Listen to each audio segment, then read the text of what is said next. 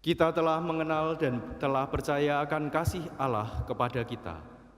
Allah adalah kasih, dan barang siapa tetap berada di dalam kasih, ia tetap berada di dalam Allah, dan Allah di dalam dia. Bapak, Ibu, saudara-saudari, teman-teman, adik-adik yang terkasih, bacaan-bacaan tetapi juga peringatan hari ini mengajak kita sekali lagi merenungkan mengenai komunikasi. Kurang lebih kalau saya ingin merangkum ada 3 poin penting dalam komunikasi yang kita renungkan hari ini. Yang pertama adalah Allah yang mengkomunikasikan dirinya kepada manusia sehingga kita tahu siapa Allah. Yang kedua, kita diajak untuk bagaimana mengkomunikasikan diri kita kepada Allah, bagaimana kita mengenal Allah. Lalu yang ketiga, nanti secara khusus kita akan diajak untuk berefleksi mengenai relasi antar manusia atau dalam komunitas. Maka secara khusus Allah mengkomunikasikan kepada manusia, manusia berkomunikasi dengan Allah, dan secara khusus bagaimana sesama manusia membuat komunikasi yang baik. Dalam bacaan-bacaan hari ini kita diajak untuk merenungkan mengenai komunikasi dan bagaimana tindakan yang baik itu merupakan pancaran dari kedalaman pengenalan akan Allah. Jadi, kalau kita semakin mengenal Allah, harusnya pengenalan, pemahaman kita itu akan terpancar, keluar lewat perkataan kita, lewat perbuatan kita. Dalam bacaan kedua kita mendengar bagaimana Rasul Yohanes mengajak kita untuk semakin masuk ke dalam pengenalan Allah. Allah itu siapa? Kita ditanya, Allah itu siapa? Bagimu, siapa Allah itu? Rasul Yohanes menawarkan bahwa Allah adalah kasih. Dan kita tidak hanya diajak untuk mengenal kasih, tetapi kita diajak tinggal. Kalau kita tinggal dalam kasih, Allah pun juga akan tinggal di dalam diri kita.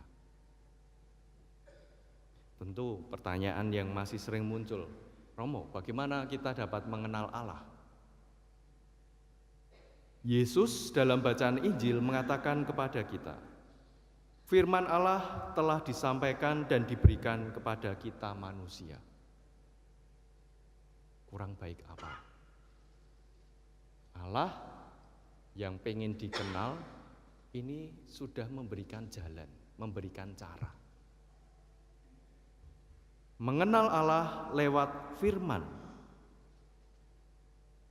Maka mungkin refleksi kita, apakah saya sudah menerima atau membatinkan firman-firman itu? Jika kita ingin mengenal Allah, kita pun diajak untuk mau masuk, bahkan tinggal. Yesus menambahkan bahwa kita diminta untuk tetap di dunia, dan itulah misi kita. Mengenal dan mewartakan Allah di dunia memang seringkali tidak mudah, banyak tantangan. Dalam bacaan Injil, Yesus sudah ngomong, mereka bukan dari dunia, mereka pasti akan dibenci dunia. Tetapi Yesus ngomong ke Bapa, Bapa, manusia-manusia ini tidak perlu kamu ambil dari dunia, tetapi berilah rahmat agar mereka mampu terlindung dari yang jahat. Artinya apa? Menjadi kudus itu tidak perlu kita menunggu mati, tidak perlu kita harus ke surga dulu. Menunggu kudus artinya bagaimana kita semakin mengenal Allah, mau tinggal dalam Allah, tetapi juga yang paling penting adalah bagaimana kita bisa melindungi diri kita dari yang jahat.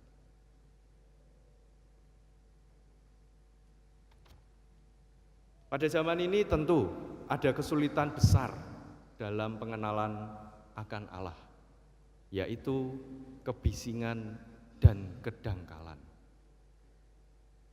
Tadi dalam pesannya, Paus Fransiskus secara khusus dalam Hari Komunikasi Sosial Sedunia ke-28 ini, mengajak kita untuk merenungkan dua aspek, kecerdasan artifisial dan kebijaksanaan hati.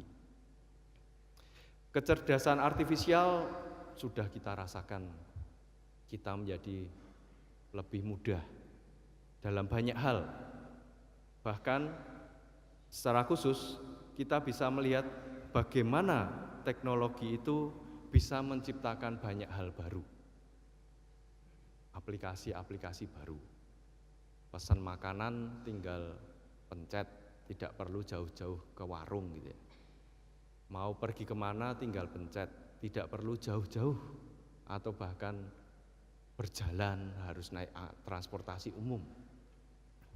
Atau bahkan kalau bagi teman-teman di dunia pendidikan, mau bikin paper nggak usah susah-susah, tinggal ketik, bikin prompting yang baik, jadi instan. Tetapi justru disitulah kita diajak untuk merefleksikan, karena seringkali kita bisa kaya di bidang teknologi, tetapi miskin dalam kemanusiaan. Kita bisa kaya dalam teknologi, bisa segala hal, menghasilkan banyak hal, tetapi kita justru miskin dalam kemanusiaan. Tidak menghargai jerih payah, kita tidak mau melihat bagaimana situasi orang lain. Kita pengennya shortcut, melompat begitu saja.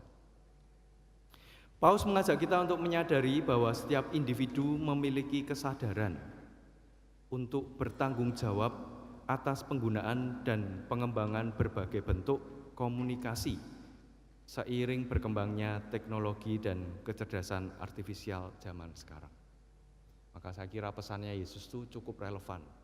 Bapa, manusia-manusia ini tidak perlu diambil dari dunia, tetapi berilah sarana, berilah alat agar terlindung dari yang jahat. Atau dalam bahasa yang sedang ngetren gitu ya, kita diajak untuk mampu membuat diskresi, discernment, membedakan gerak batin mana yang berasal dari roh baik, mana yang berasal dari roh jahat, mana yang menuntun kita pada Allah, pada budaya kehidupan, mana yang menuntun kita pada budaya kematian. Itu poin yang kedua. Lalu poin yang ketiga mengenai komunikasi dengan komunitas. Saya kira bacaan pertama mengajak kita untuk merefleksikan juga bagaimana kita bertumbuh dalam iman. Seringkali kalau kita berusaha sendiri nggak bisa, kewalahan. Kita butuh komunitas, butuh saling meneguhkan, saling kerjasama, saling mendukung. Dalam bacaan pertama kita melihat bagaimana kisah yang sangat menarik. Para rasul mencari pengganti Yudas.